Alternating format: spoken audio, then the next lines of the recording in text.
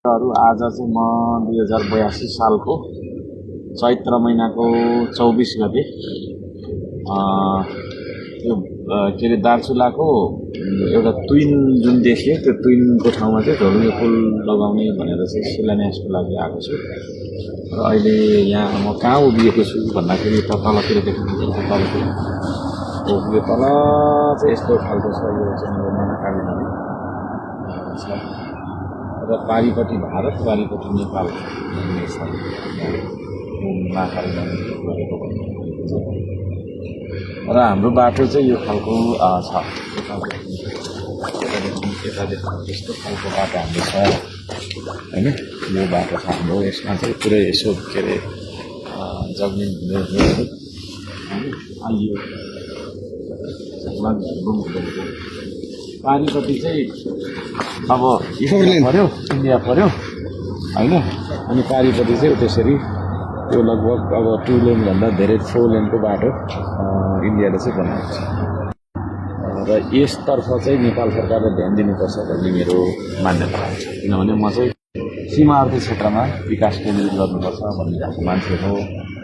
र सीमावर्ती क्षेत्रमा चाहिँ हामीले विकास गर्नुपर्छ त्यो काठमाडौँमा विराटनगरमा होइन तपाईँको के भन्छ अरे ठुल्ठुला बुटवल वीरगन्ज भन्ने ठाउँहरूमा चाहिँ हामी विकास केन्द्रित गरेर बसिरहेका छौँ अब चाहिँ अब बन्ने बजेटमा थोरैमा पनि 60% गाउँ केन्द्रित के अरे बजेट बनाउनुपर्छ भन्ने मान्यता पनि म राख्छु त्यो कुरामा उठाउनेवाला पनि छु उठाइरहेको पनि र यहाँ चाहिँ यो खालको छ हाम्रो बाटो पारी देश र लिपुलेक जाने बाटो चाहिँ भारतले यसरी खोलेको भन्ने कुरा चाहिँ स्थानीय त्यो विषयमा हाम्रो सीमालाई चाहिँ अब राष्ट्र सञ्चयका ठाउँहरूमा गएर निकायमा गएर चाहिँ हाम्रो 4 किल्लालाई यकिन गर्नुपर्छ भन्ने माग मैले पहिलो सदनमा राखेँ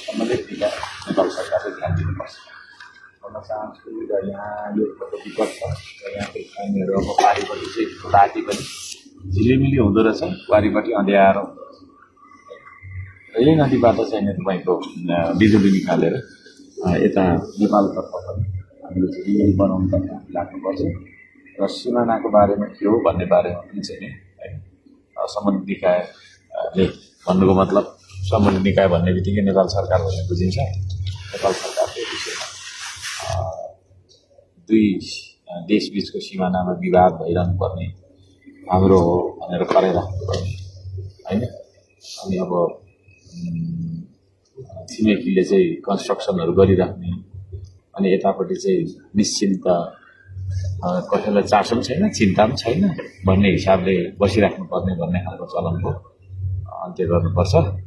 यो चिज हो र मलाई लाग्छ पारिपट्टि अझै पनि कन्स्ट्रक्सन भइराखेको जस्तो छ